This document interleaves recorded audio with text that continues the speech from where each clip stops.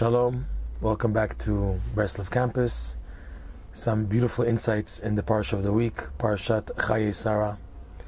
In the parsha, we see how Avram Avinu wanted to purchase land in order to have a place to bury properly his wife Sarah.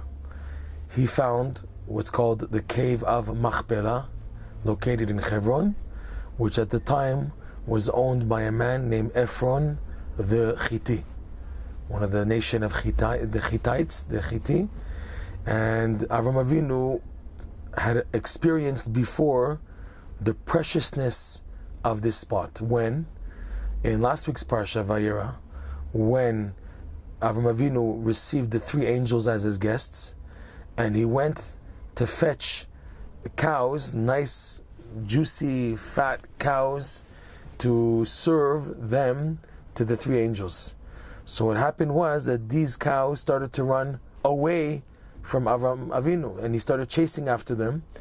And Hashem made it that they purposely entered the cave of Me'arat Machpelah, the cave of Machpelah, so that Avram Avinu should enter the cave. He entered the cave.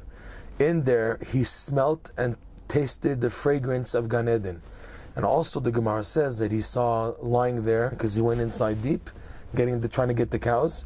He saw there lying down Adam and Chava.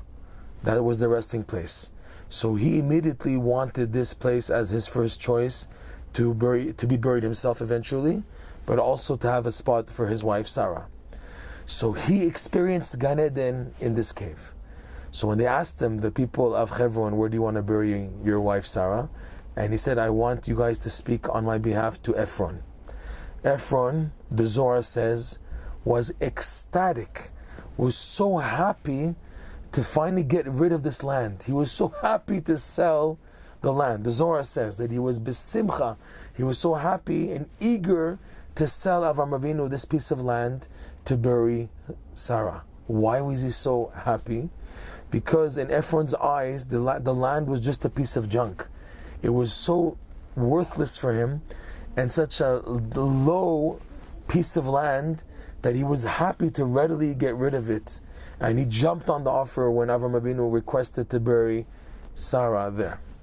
So, Rabbi Nachman points out something very interesting. You have two people here, Avram Avinu and Ephron. Both perceive this piece of land, Me'arat Machpelah, totally different. Avram Avinu sees in it, tastes in it, the taste of Gan Eden. Ephron, the exact opposite. Not only is it just a regular piece of land, it was disgusting in his eyes. He wanted to get rid of it.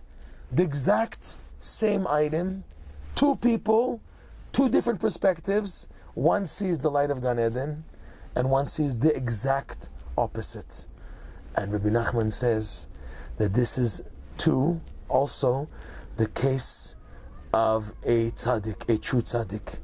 You have two people who perceive, who view the true tzaddik.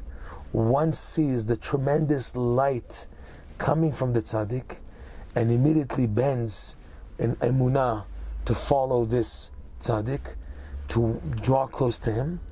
Another person is, the tzaddik, not only is he not emitting the light for him, but it's just the opposite. It's garbage and filthy, God forbid, and he can't stand the tzaddik.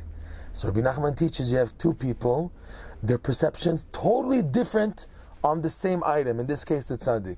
And why is that? It's because of the person's spiritual vessels that he's built in order to be able to receive or the light of positive, of purity, of holiness, to see it. But if he's not worthy, and he's damaged his spiritual vessels, such as, for example, in the case of Ephron, where he wasn't the holiest person, he wasn't 100%. Even the Torah itself alludes that he didn't keep his word when it came to speaking to Avram Avinu and the exchange of selling the land. Rashi points out clearly he didn't keep his word, so we're given an impression that he wasn't such a kosher person in the first place. So because the person's vessels are not 100%, he sees the item of holiness as being the exact opposite. And this is scary, because this also appears in world.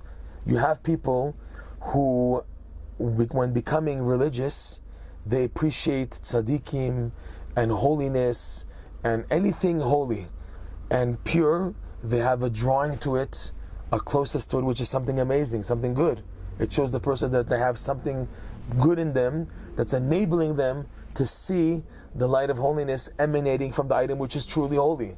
But you have other people who they look down upon and disgrace and can't stand anything holy. It's like a thorn in their eyes and they want to get rid of it. And this is due to their own damage that they've caused to their vessels, their spiritual vessels, causing that not only do they not see the positive of the items of holiness, for example in tzaddikim, but they just see the exact opposite, that they're even subhuman. They're under the level of a normal human being. Unfortunately, in the Jewish world, this is reflected very much on attitudes of secular Jews towards religious Jews, that they can't stand them many times. It's something negative. And here in the parsha, we have a hint to it, that you have two people can see the same item. One sees it as a positive item, the other one can't even stand it, it's so dark. And the difference between them is their vessels that they've built, which is causing that their spiritual vision is impaired, and thus can't see the true value of the item. Like we see, Avraham Avinu saw the value of buying Me'at Machpelah, and he was ready to pay any price until he did buy it to bury Sarah, because he knew that this is the entrance to Gan Eden. And Ephron, he didn't see it, he was so happy to get rid of it. We should be zoche to be able to have our vessels attuned properly, so we can properly perceive the light and holiness of tzaddikim and of the Torah and of following Hashem in life.